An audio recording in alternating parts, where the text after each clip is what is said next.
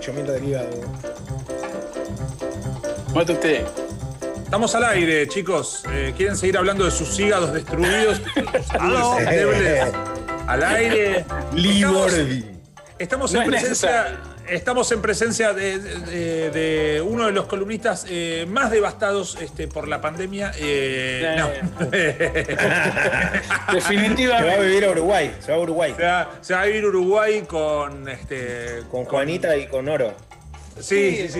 No sé si Juanita me dejan pasar tampoco. Sí, cómo no. Estamos en presencia de Jorge Bernardes, columnista de cine, con un tema espectacular para hoy. Y estaban hablando de qué tan mal están de salud con Miguel Granados, ¿no? Un tema apasionante. Antes de ir a nuestros estados de salud, quiero mandarle un saludo a Gerardo Bernstein, que es el dueño. Mira, es el dueño de la Galería del Asombro. Él y otros amigos de la época de memoria me llamaron el otro día y me dijeron: no, Sí. el muñeco lo hizo Gerardo. Así que Gerardo Bernstein lo hizo a contrarreloj, porque, bueno, era difícil, viste que en televisión las cosas son para ayer. Y fueron los únicos que se animaron. Las puteadas nos las comimos Damián Cook y yo. Yo que leí el mensaje y Damián Cook que era la columna. Ah, mirá, bueno, no, pero después no lo hizo Parrilla. Lo hizo que fue mi profesor. Lo hizo él. No, lo hizo Gerardo Bernstein. Así que le mandamos un saludo. El muñeco está expuesto. ¿En serio? Ahí, sí, en la Galería de la Sombra de Defensa 1225. A él y a Alejandro Agostinelli le mandamos un gran abrazo. No nos puteó nadie, pero viste que la gente con el tema. Está perfecto. Vale. Yo estaba Liboldi. en esa época y bueno, nada. El coágulo se me corrió y tiré mal la información. Bueno. ¿Les parece que vayamos a los grandes fracasos de algunos grandes directores? Sí, me encanta. Nada me gusta más que los fracasos de la gente. Elegí 3 que me parecen arquetípicos de una época y a los que todos admiramos. Además, vamos a empezar por Francis Ford Coppola, que en el año 79 estrenó Apocalipsis Now. Le fue bastante bien dentro de todo, se había pasado 3 años filmando en las Filipinas. ¿Se acuerdan que contamos el documental de la exmujer, que fue un caos toda esa filmación? Pero le salió bien la cosa, se afianzó como tipo importante dentro de la industria y decidió revivir su productora especial, American Zoetrope, para transformarla en una especie de estudio a los Hollywood clásicos, digamos. Ok. Y para hacerlo dijo, bueno, vamos a hacer una comedia musical, como las que yo veía cuando era chico y me encantaba verlas en el cine. Se armó un equipo importante, llamó a Vittorio Storaro como director de fotografía, que era un tipo que hizo cosas increíbles. Llamó a Gene Kelly, un clásico del Hollywood tradicional, bailarín, codirector de Cantando Bajo la Lluvia.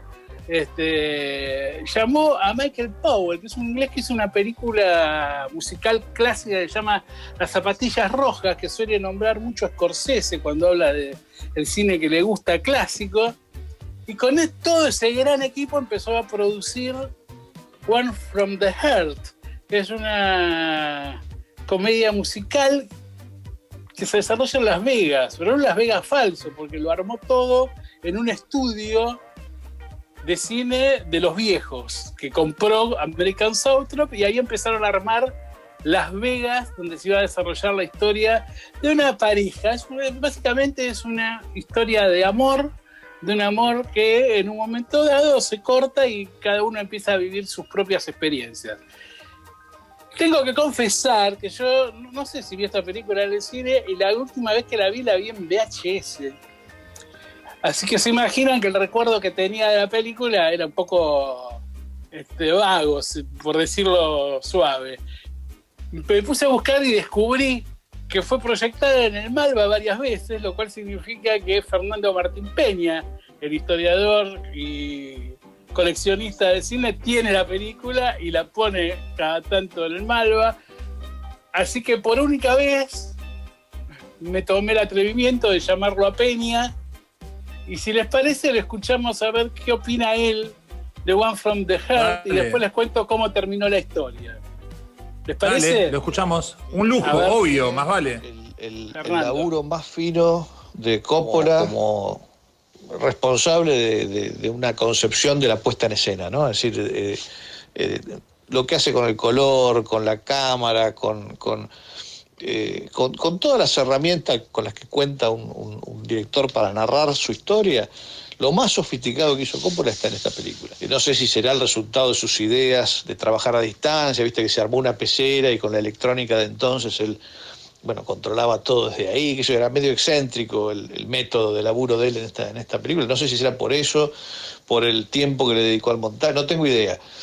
Pero lo que consiguió ahí está a años luz de cualquier otra cosa que se estuviese haciendo en el Hollywood de esos años y más allá, ¿no? Es muy fascinante la película y además es muy arriesgada porque, digo, salvo Anastasia Kinski, que me parece que no califica como estrella en ese momento, la película no tiene ninguna. Digo, Frederick Forrest es el protagonista, Terry Garr, digo, son geniales, pero no son...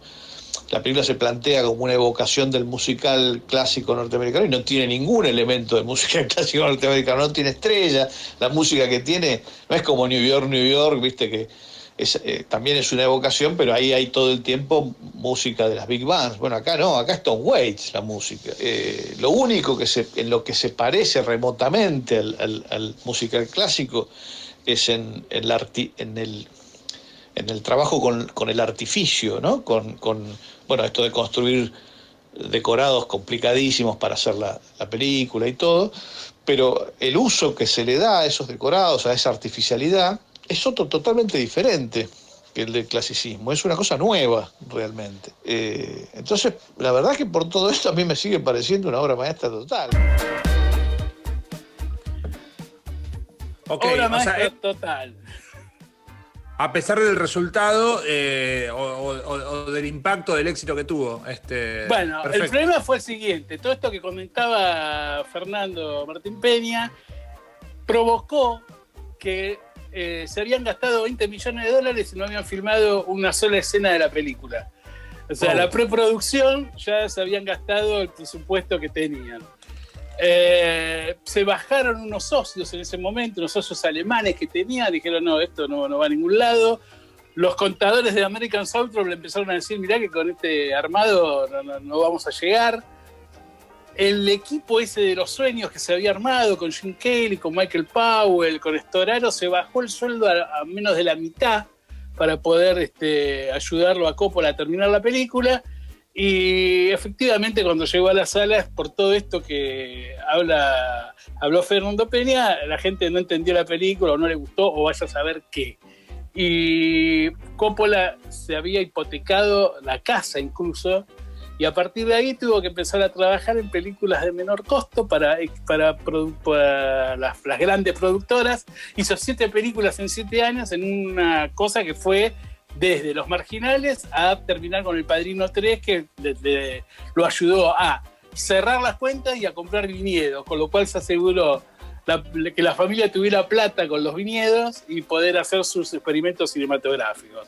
Jorge, Sí. acá es donde hace tipo Jack, la de Robin Williams, que es rarísima para hacer una película dirigida por Coppola. No, Jack fue otro experimento que también... Pero Jack forma parte de las películas que hizo medio por encargo. Eso, por eso te digo, ¿está dentro de esas 7 películas que hizo para pagar las cuentas? Está en esas películas, sí. Ah, Y eso ahí te decía. Es increíble, sí, es rarísimo también lo que hizo ahí. Pero bueno, se tuvo que poner, viste, a trabajar como si fuera un director novato. Algunas cosas le salieron muy bien. Peggy Sue es una gran película, Los Marginales, Rumblefish estaban bien, pero eran películas para parar la olla, digamos. Y otra cosa más, Jorge, te pregunto. Sí. Ahora va a salir, ¿estás al tanto de que va a salir una nueva versión del Padrino 3, tipo reeditada, Sí. un corte del director, remusicalizada y eso? Todos quedaron disconformes con El Padrino 3. Incluso Pacino dijo en un libro de entrevistas que nadie quería ver a Michael Corleone arrepintiéndose de nada. Así que vamos a ver qué inventa para esta nueva versión del Padrino 3. Bien. Coppola está medio retirado, digamos. O sea, vino a la Argentina y hizo medio un papelón con una película que filmó. Petro. Bueno, pero en esa época, en el 79, era un capo y pensó que podía hacer de todo. Las tres historias que vamos a contar coinciden un poco en la megalomanía de los protagonistas. Bien, a ver, vamos con la siguiente entonces. Otra historia de fracaso de un gran director. New York, New York. Scorsese, después de hacer Taxi Driver, se convirtió en una gran estrella porque a pesar de que perdió el Oscar frente a Rocky en el año 77, la película Taxi Driver fue un peliculón y había dado un impacto, y entonces tenía como peso como para decir, che, vamos a hacer algo distinto, quiero hacer otro, que quiso homenajear al cine que veía de chico. Dijo, vamos a hacer un musical como lo hacían las grandes productoras del Hollywood clásico, particularmente la Metro-Goldwyn-Mayer. Entonces empezaron a trabajar. Gente. Sí,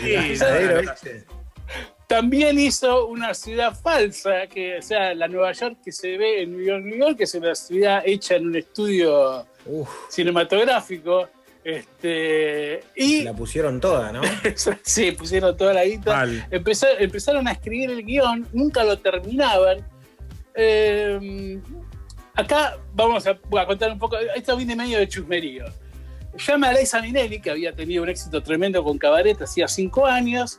Liza se estaba separando de su marido, tenía una especie de romance con Mikhail Baryshnikov, un bailarín ruso clásico de ballet que se había ido de la Unión Soviética y se había instalado en los Estados Unidos. Pero cuando empezó a trabajar con Scorsese, también empezó a tener una especie de affair con el director de la película, que es casi un clásico, digamos, en cierto sentido.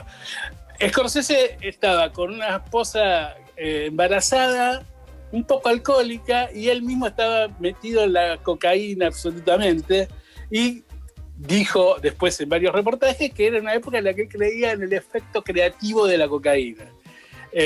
Cosa que sí, hermoso. De Niro no estaba tan metido en lo mismo, pero tampoco estaba con la cabeza centrada, se ve. Y la película empieza a filmarse sin el guión terminado. Yo quiero acá hacer pequeña reflexión. Me parece que tengo un problema de conceptos, Scorsese, que fue el siguiente. Dijo, vamos a hacer un musical a los Hollywood y lo quiero hacer a mi estilo. El estilo de Scorsese, hasta en esas primeras películas, digamos, era un estilo de cine muy vinculado a lo que hacía Cassavetes, al free cinema. Un cine de improvisación actoral, de cámara nerviosa, de imágenes callejeras. Digo, no hay nada más opuesto a la idea de un musical clásico que necesita toda una diagramación y una puesta en escena muy acertada y ajustada, que una idea de improvisación medio así, de tirarse a improvisar en cámara. El resultado fue que el primer corte de la película tuvo 4 horas y media. Cuando se lo mostró a los productores le dijeron, mirá, nos parece que es un poquito larga, deberíamos cortar toda una parte. La historia que empieza en el final de la Segunda Guerra Mundial. Un músico que es De Niro se encuentra con una aspirante a estrella, a cantante, que es Liza Minnelli, y la historia cuenta la relación de esa pareja tormentosa, porque el personaje de De Niro es de las cosas más insoportables que se han visto en el cine. Es un tipo que le gusta el jazz, pero no le gusta el jazz que se está haciendo. Se está saliendo de la época del jazz de las grandes bandas, de lo que se llamaba un poquito despectivamente el jazz blanco, el jazz sin improvisación. Se venía el bebop y el free jazz, estaba entrando todo eso. Al personaje de Niro le gusta esa onda, pero a la vez está trabajando con todos los otros músicos. La película se pasó de presupuesto, nunca llegaron a terminarla, pero tiene un dato interesante. Llegaba la escena final en la que el personaje de Liza Minnelli triunfa con una canción, y De Niro le dice a Scorsese, che, la canción final de la película no me gusta, es un plomo. Scorsese llama a los dos autores de la canción, de la música, y le dice, en 45 minutos necesito una nueva canción. Sin nada de presión. Como el marciano de Chiche, ¿no? Algo parecido. Sin nada de presión, los autores se fueron, volvieron a los 45 minutos con New York, New York. La canción se transformó en casi la base de la carrera de Liza Minnelli y pocos meses después fue grabada por Frank Sinatra. Bueno, boludo. Pero pará, en 45 minutos con toda la orquesta. ¿Todo? Todo el arreglo, todo, la letra, todo. Eso estaban también a favor de que la cocaína era creativa, ¿no? Sí, tenían razón en ese caso. En ese caso, pongamos que le funcionó y que la presión anduvo. Así que la película dejó pérdidas para Scorsese, que enseguida se fue a grabar un documental de la despedida de The Band, la banda que había acompañado a Bob Dylan durante años, que es un documental precioso que se llama El Último Vals. Si no lo vieron, búsquenlo, que es extraordinario. Bueno, vamos a la tercera. ¿Tercera y última es? Tercera y última. Qué bueno. Me encanta porque son fracasos, pero estruendosos. Son como grandes.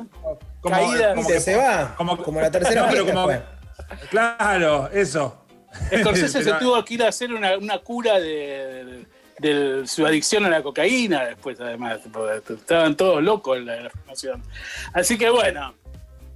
En el año 1979, más o menos por ahí, Spielberg había terminado de presentar Encuentros cercanos del tercer tipo y estaba en su apogeo y dijo, voy a hacer una comedia homenajeando al Hollywood clásico. Todos querían homenajear a lo que veían de chico, ¿no?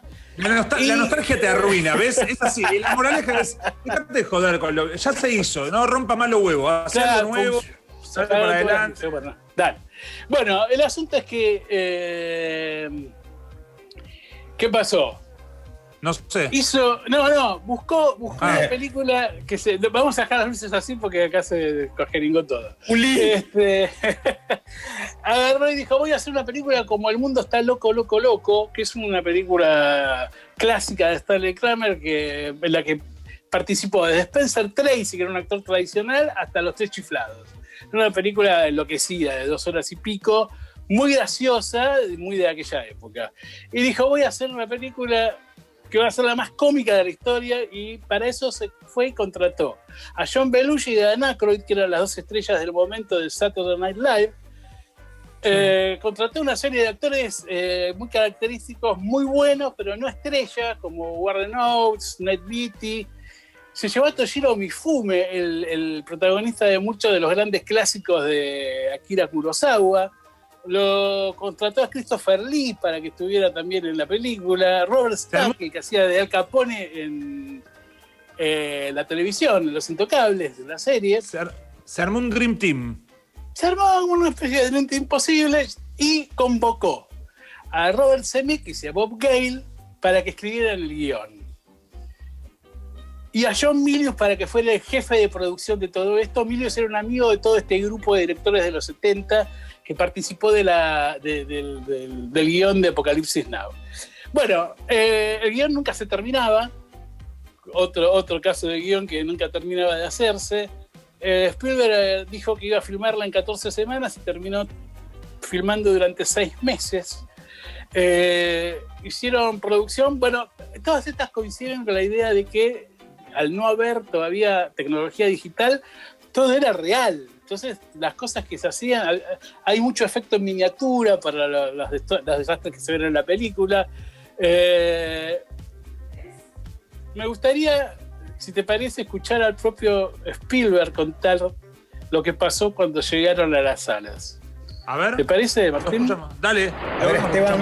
I got a chance to make fun of my own movie Jaws, and I sent Jaws up in the opening scene. And that was my idea. I wanted to do the whole. I wanted to even get Susan Baccalini, who played Chrissy Walken's, back to play the same character. I imitated the same shots, tried to get the sun in the same place to glisten the water, the same way we did it in Martha's Vineyard.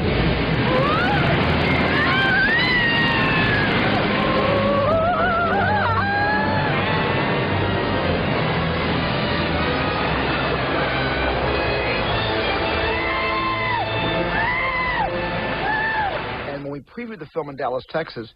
It was received by the audience. 800 people couldn't stop laughing. And I thought, oh, my God, I have a comedy hit. And for the first time in my life, a comedy set piece actually worked, and the audience couldn't stop laughing. The second that scene was over and the actual movie began, there were about 4 laughs in the next 2 hours, and that was it. And I think what killed the comedy was the amount of destruction and the sheer noise level.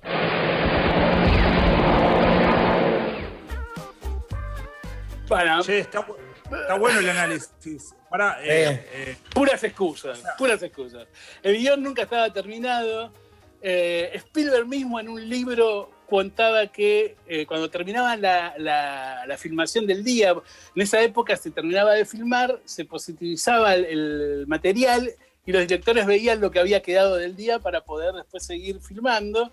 Y él mismo confesó que iba a ver lo que quedaba del día y nunca le despertó ni una sola sonrisa a lo que había quedado. John Milius, el productor ejecutivo de todo esto, dijo que uno de los problemas que había tenido la filmación fue que había por lo menos 25 miembros del equipo que estaban absolutamente consumidos por la cocaína, empezando por John Belushi, que era ingobernable. Así que Spielberg, habiendo visto todo esto y viendo que la película no funcionaba y viendo que se había pasado mucho del presupuesto, ya sabía que esto venía mal, así que para el día del estreno se armó un viaje al Japón. O sea, más lejos no te podía ir. Con Amy Irving, que era su pareja de la época y con la que se pensaba casar, pero que después lo dejó por Willie Nelson, un cantante de country. Y sí, que cantó con Willie Nelson, cantó con Vicentico. ¿Te acordás, Miguel? Claro. ¿Ese de las trencitas o no? Sí, no me acuerdo, pero sí me acuerdo el nombre que cantó. Fanático, tipo que hablamos del cannabis. De Dylan. Sí. Tipo. Ahora, Jorge, bueno, toda esta historia está, lo de 1941, el declive en 1941 y demás, está en el documental de Spielberg, que lo recomendamos acá. Está en ese documental de que sacamos esta parte. Pero tuvo un efecto positivo todo esto. Te dirán cómo. Bueno, primero Spielberg salió tan mal de ahí que se fue a ofrecer como director de la próxima película de James Bond, que iba a ser La espía que me amó, una de esas con Roger Moore. Y los productores de James Bond en esa época no estaban con la cosa del prestigio y no tomaban directores importantes, así que lo rechazaron. Su amigo George Lucas fue al rescate y le dijo: no, ¿qué James Bond? Tengo un personaje que te va a gustar y que podemos hacer los dos y que puede funcionar. Y así nació Indiana Jones. Lindo. Y los cazadores del arca perdida. Lindo. Que se filmó bajo el estricto control de George Lucas, que tenía la orden de los productores asociados de que Spielberg no se fuera del presupuesto como ya había hecho con Encuentros Cercanos, sobre todo con el 1941. Así que, bueno. Perfecto. Fracasos con enseñanza. ¿podemos hacer una columna toda especial de Indiana Jones? Sí. Pero claro, con todas, ¿cuál fue más buena, cuál fue peor? Secretos de alguna que vos debes saber. ¿Querés que te haga el ranking mío ahora? ¿Cuáles son? ¿Cuántas son? Son 4. 4. Las 5 viene ahora. 4. La mejor es la, para mí, la mejor es la 3, la segunda mejor es la 1, la tercera, no importa, la 1, la última perdida. Sí, la mejor es La Última Cruzada. La segunda mejor es Los Cazadores del Arca Perdida. La tercera mejor es El Templo de la Perdición. Y la Calavera de Cristal es la 4, es una verga. Es la 4. Sí, perdón, y es la que pelea contra Tommy Dunn, la de la Calavera de Cristal, como Rocky. Pero escuchá, pará, ¿y la nueva de Harrison Ford? Sí, que ya no es tan nueva, ya tiene unos 5 años. No, la que va a salir ahora, boludo. No, la que va a salir ahora vamos a ver, porque Spielberg se acaba de bajar y dejó la dirección a otra persona. ¿Y qué así que... ¿O va a ser un veterano? No, es Harrison Ford, pero Spielberg en un momento estaba con el tema del musical que está haciendo, qué sé yo, y dijo, mejor que lo haga otra persona y lo va a hacer otro director. La 4 La 4 fue Harrison Ford, que es re carismático, pero tiene un exceso de computadora mal usada. La idea es que le pasaba un poco la posta a Shia LaBeouf, que no creo que quiera ser Indiana Jones, porque fue su carrera para cualquier otro lado, la carrera de Shia LaBeouf. Sí, no estaba en tema Shia LaBeouf en esa película. No, Araduc no, Shia LaBeouf, no ese que era Araduc. Bien, pasó JB Etiqueta Negra, Jorge Bernardes por aquí con su columna de cine, Grandes Fracasos de Directores. Lo despedimos, hasta la próxima. Espectacular. Muchas gracias, chicos. Pará. ¿Qué? En una de las plataformas estrenaron El Hilo Fantasma de Paul Thomas Anderson. Sí, en Netflix, la recomendamos. Sí, totalmente. Gracias, Besos, Jojo. No se me pierdan. Chao, chicos. Bien, chau, chau.